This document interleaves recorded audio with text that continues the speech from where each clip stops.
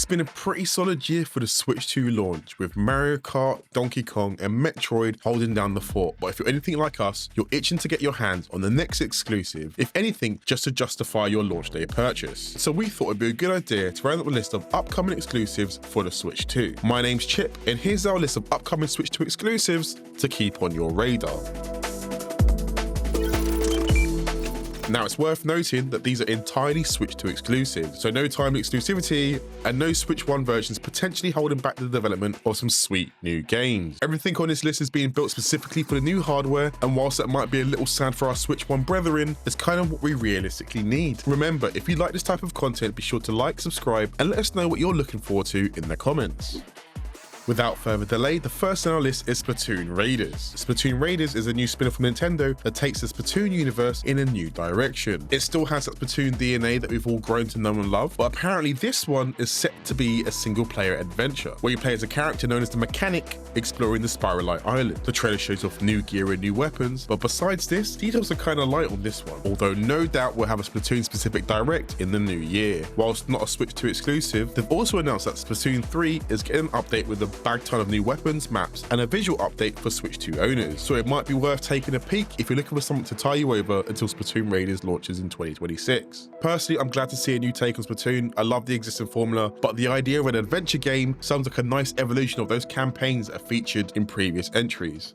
The next on our list is Fire Emblem Fortune's Weave. Fortune's Weave is the next mainline entry in the series, once again developed by Intelligent Systems. The trailer clearly keeps most of the game's secrets, mechanics and mysteries close to its chest, but there's maybe a few nuggets we can grab from the trailer. We can see the addition of a new powerful combat mechanic known as Blaze Arts, as well as a return to Crest, which gives us the impression it's going to be set in the same world as Three Houses, which is probably my favourite Fire Emblem game next to Awakening. Whether it's a prequel, sequel or something in between though, we've yet to really find out. Although having said that, we do see a character that looks like an adult Sothis from Three Houses teased at the end of the trailer. The story of Fortune's Weave is set around the gladiatorial event known as the Heroic Games, which is hosted by a figure known as the Divine Sovereign, who promises to grant the wishes of the victors. The contest draws fighters from all walks of life with all different motivations and reasons for entering. Fire Emblem Fortune's Weave arrives on Switch 2 in 2026.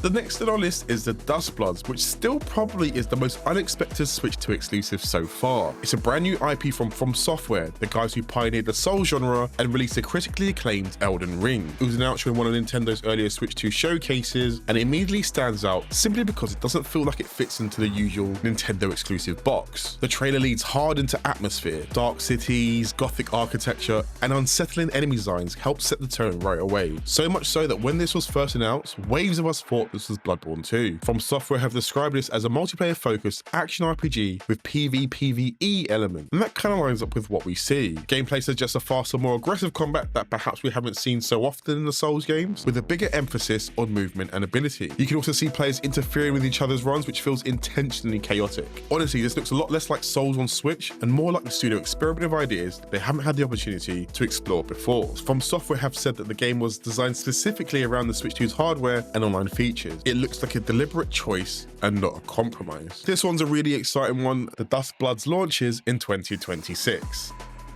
The next on our list is Pokémon Pokopia, and what an incredibly interesting game. It moves away from the gyms and linear progression from the mainline series and leans heavily into Animal Crossing style vibes. You play as a Ditto masquerading as a human in what appears to be a post-apocalyptic derelict Pokémon town. Pokémon seem to coexist more naturally in this world, and players are seen building structures, managing resources, and interacting with Pokémon in a way that kind of reminds us of the Mystery Dungeon series. If you ever wanted more metaphorical and literal world building in your Pokémon, then this is probably the game for you. Your goal here seems to be to create habitats in town to encourage Pokemon to return, and it seems like your main tools are doing this are by learning moves from Pokemon. You can even learn to change your form so you can swim and fly to other islands. Honestly, this seems like such a nice way of contextualizing existing moves and mechanics we've known over for what, the last 30 years? You get to craft cool decorations, furniture, roads, all sorts to build up your town. You can also take on missions to help out Pokemon in your town and work together with them to restore your town to its former glory. There's a bag ton of player customization and multiplayer, Pokopia, which is also available on GameShare. So if you're playing locally, it looks like you only need one copy to play with a bunch of friends. They've also revealed some exclusive Pokemon variants coming to the game in the shape of a new Smeagol called Smeagoloo, new Pikachu called Pikachu, and a Snorlax covered in moss appropriately called Mosslax. Not gonna lie, the last one weirds me out a little bit. Like, how long has this guy sat here and not moved a single inch for moss to grow over his entire body? Pokopia comes out March 26th, so it's just around the corner.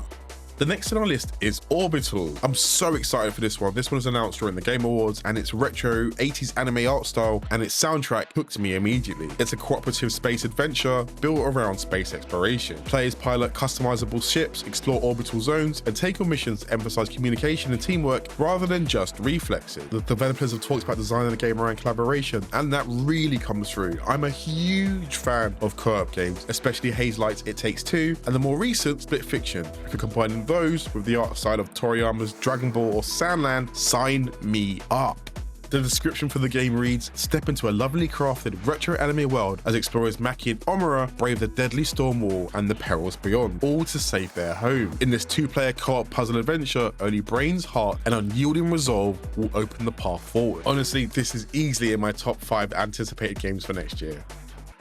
And finally, we have Yoshi and the Mysterious Book, a brand new Yoshi game coming exclusively to Switch 2 in spring 2026. It was announced as part of Nintendo's celebration of the Super Mario Bros. 40th anniversary, and it feels like a nice blend of classic Yoshi charm and a fresh twist. The premise is pretty simple. A sentient book named Mr. E falls from the sky onto Yoshi's island, and Yoshi jumps into its pages to investigate all the weird creatures inside. The idea of exploring levels are actually book chapters gives this whole game a cozy storybook feel, and the art style really leans into that. This definitely feels like if you enjoyed Yoshi's Crafted World and Yoshi's story back in the day, this is probably trying to hit a similar vibe. From what we've seen so far, it's a 2D side-scrolling platformer that plays to Yoshi's strengths, exploring environments, interacting with weird creatures, and using those interactions to solve light puzzles to progress. There's a big emphasis on discovery and documenting what you find in the book. Personally, I love that Nintendo are giving Yoshi spotlight so early into the Switch 2's life cycle, but also, let's be honest, it's kind of a shame that we don't get a new 3D Mario game ready for his 40th anniversary too. Yoshi and the Mysterious Book launches in spring 2026.